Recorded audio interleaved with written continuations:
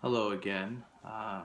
Couldn't take a nap, so I'll read a little bit of Green Princess Saves the Day for y'all. Okay, read chapters 1 and 2, and then I'll continue. I'll send another clip of the other chapters. Okay, so Green Princess Saves the Day.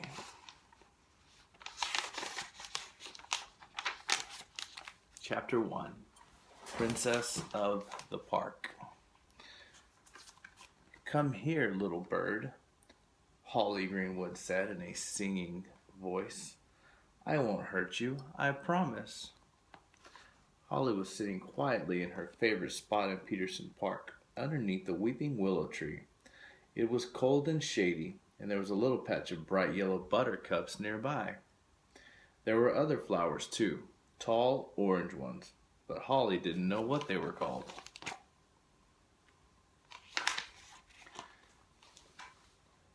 Doesn't have any pictures on this page. Peterson Park was Holly's favorite place in the whole world. Sometimes she went there to play with her friends, but she loved to spend time alone too. If she sat quietly under the willow tree, the animals that lived in the park would sometimes come close. For a long time, the chipmunks were Holly's favorite. She liked their fuzzy tails and the black and white stripes on their golden fur. And when they stuffed their cheeks with nuts, it always made Holly laugh. But a week ago, Holly had noticed a new animal in the park. She spotted the little bird perched on a branch of a raspberry bush. It had bright blue feathers on its head and wings, and its belly and neck were a pretty reddish brown color. It was the most beautiful bird Holly had ever seen. Today, the bird was sitting on the raspberry bush again. "Tweet, tweet, tweet, tweet, tweet, tweet," he sang. "Chirp, chirp, chirp." Holly pushed her lips together and tried to whistle like her mom had showed her, but the sound came out all messy. Holly sighed. The princesses in her favorite stories made it look so easy. They sang a pretty song and all the cute forest creatures came running. Little birds even landed on their fingertips. Holly wished that would happen to her. Being friends with the park animals was the best part of being a princess. Better than living in a castle or marrying a handsome prince. "Please, little bird," Holly asked, but the bird flapped its wings and flew away. "Someday it will happen," Holly said out loud.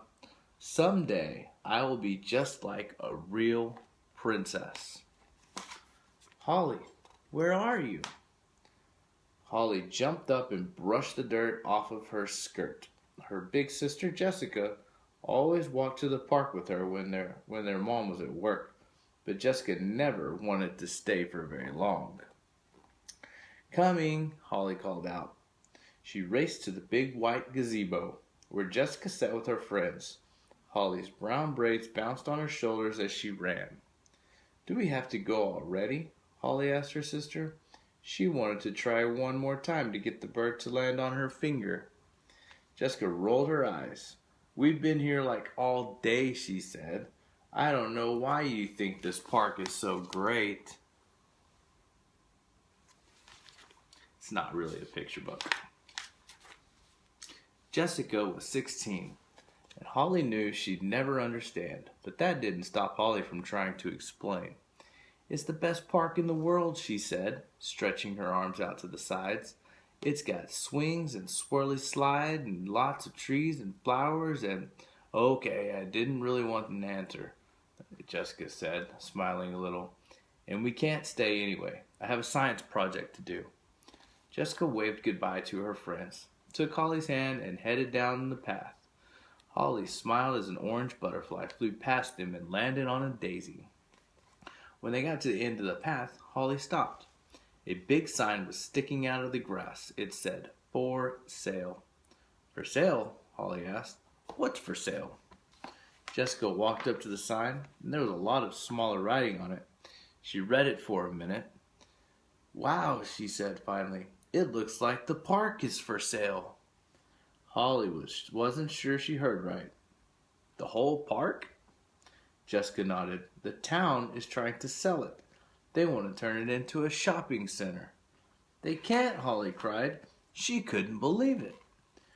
Who would want to get rid of the most beautiful park in the world?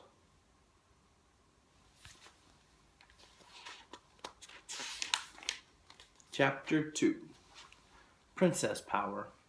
Mom, you have to talk to Mayor Morgan about this, Holly said later that night. She can't sell the park. She just can't. Holly, Jessica, and their mom sat around the kitchen table. They were eating Holly's favorite dinner, spaghetti and salad. But Holly wasn't enjoying it very much. She was too worried about the park. I can talk to her, but I don't think she'll change her mind, Miss Greenwood said. Holly frowned.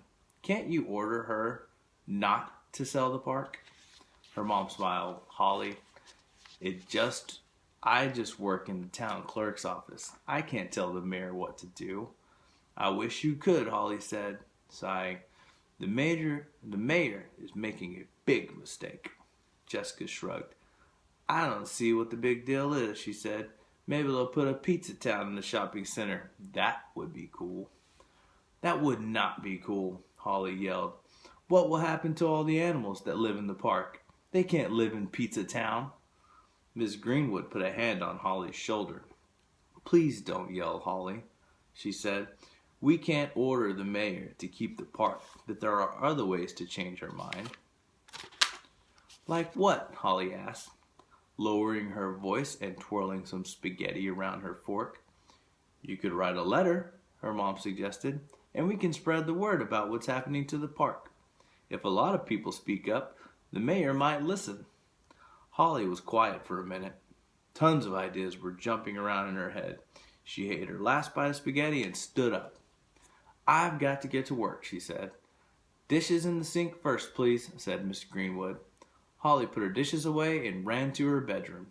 It was very small, but Holly didn't mind. She thought it was the best bedroom in the world. Last year when she turned 6, her aunt, Amy, had painted all the walls for her. Everywhere Holly looked, she saw trees and flowers. The ceiling was blue, just like the sky, and Amy had painted birds in the trees, butterflies on the flowers, and squirrels and chipmunks peeking out of the grass. Holly's mom had even gotten her a green rug, so the floor looked like a grassy field. Her room reminded Holly of being in Peterson Park.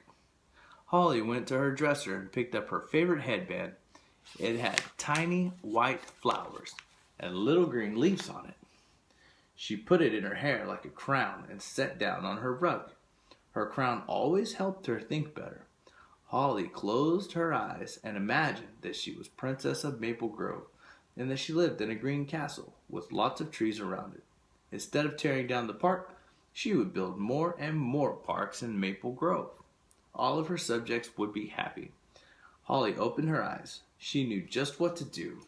Princess Power will save the park, she cheered. All right, that's the end of chapters 1 and 2. I love you girls. I love you, Mom. I hope you'll have a good day or night whenever you're listening to this. And I love y'all. And I'll talk to you soon. Bye.